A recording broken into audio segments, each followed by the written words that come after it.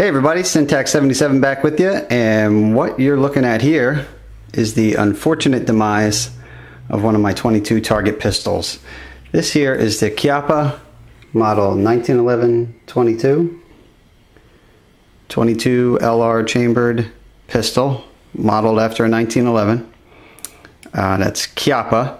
It's spelled like this, CH, but it's Italian, so fast fact of the day, CH is a hard sound in Italian, so it's not Chiappa or Chiappa or Chiappu or all the crazy stuff I hear, but really you can call it all you know, whatever you want. I don't care, but if you're so inclined, that's how you're supposed to say it, Chiappa.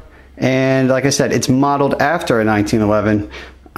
Functionally inside, it's nothing to do with the 1911, but I was looking for a pistol that would be like a 1911 in the hands, and so I would call this a 1911 skinned pistol. It's purely really cosmetic and outer functions. On the inside it's a fixed barrel, but the real reason for this video is the fact that it had a major malfunction while shooting it. And I have done a few quick videos on this before, but I was hesitant to do... Look, you can see some of the damage there already, can't you? I was hesitant to do a full review or a final verdict on this gun. I've had it for about a little over a year. I was hesitant to do that, a full video on it, because the jury was still out. It just had some quirks and whatnot that I'm willing to live with, but just didn't know what the final say was. And I was almost getting ready to do a video on this and basically say to people, hey, look, I like it, even though it has these quirks, but I just can't, I wouldn't suggest it to a friend because, well, we'll get into the other little issues later. Those were doable. Things like not locking back, although it certainly does now that it's broken. In fact, I would disassemble it to show you that barrel system underneath there, but I can't because it is jammed up. Empty, but jammed up. So I can't even really dismantle it. But not locking back on a spent round, stuff like that, I was living with.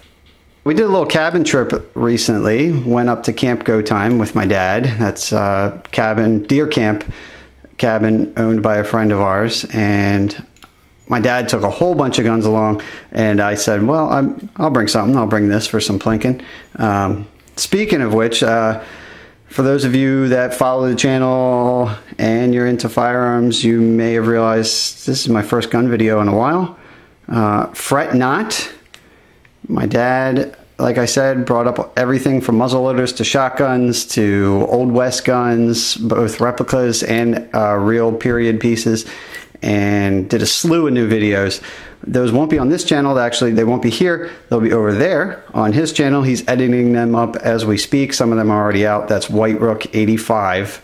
That's my dad's channel. So if you're into firearms, again, both hunting and non-hunting, check that out. But enough of my blabbing. You just want to know what happened to this gun, right? So what happened was we were shooting this, and luckily we were going pretty slow. We were shooting off the deck at around, I guess, 60 to 70 yards at some small targets. So we were shooting slow. And that's why I was actually watching the barrel of the gun as he was shooting, because I was interested in just watching his trigger pull and whatnot. And I happen to be watching this happen. And as he's shooting, everything's going fine. And then the whole front guts of the gun just blow out the front. And what we're left with here is that open space there. It used to be the barrel bushing. It's completely gone. That went flying. The recoil spring plunger, that's this piece here. Okay. This didn't break, but it went flying out of the gun. We are lucky enough to retrieve all these parts. This is the recoil spring guide, I believe, according to the little user manual here. Recoil spring guide intact, but again, had to fish that out of the grass under the deck, and then of course the spring went flying. The main culprit is that barrel bushing. And somehow it blew off. Now I'm assuming that this got just enough out of alignment. Just enough out of alignment that upon returning to battery from recoil, this snagged this little tiny piece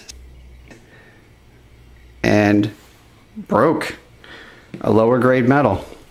Now I already have my suspicions it was a lower grade metal, because I had done my research on this, and I do a lot of research on stuff I buy, and I knew in advance going into this that there were some quirks to this. It wasn't the highest grade metal in the world.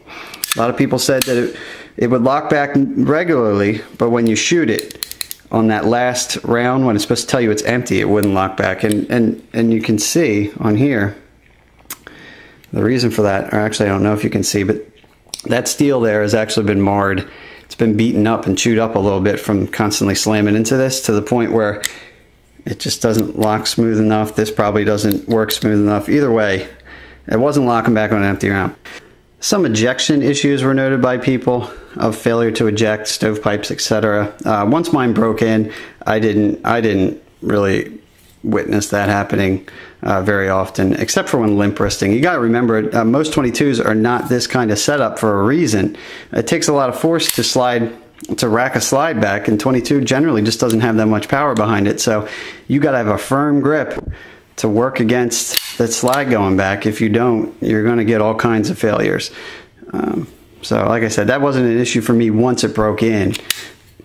I knew it had some issues here and there. Like I said, I wouldn't suggest it to other people, but there's not a whole lot of options in the 1911-22 space, so I went ahead and did it. There is one other brand I know for sure that I was reading about out there. I just didn't see it at the time available to me, but I believe a company called GSG makes the 22.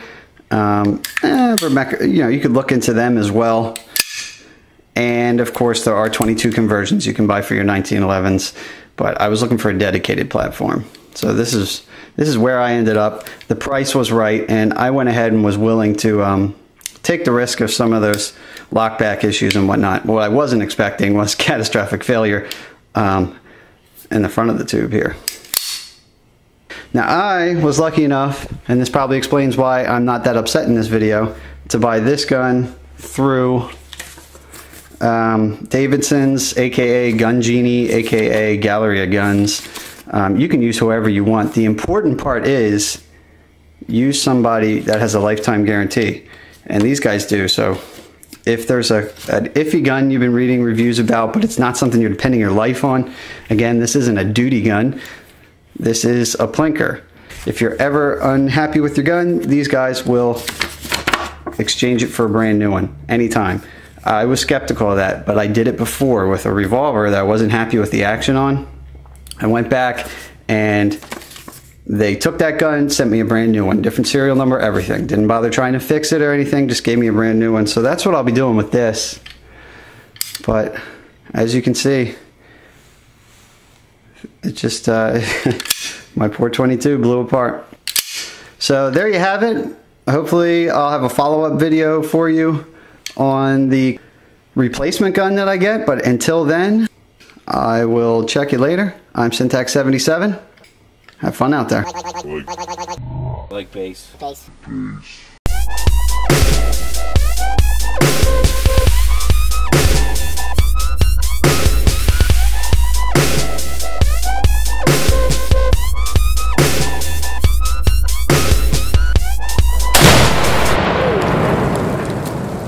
At least you got it that time.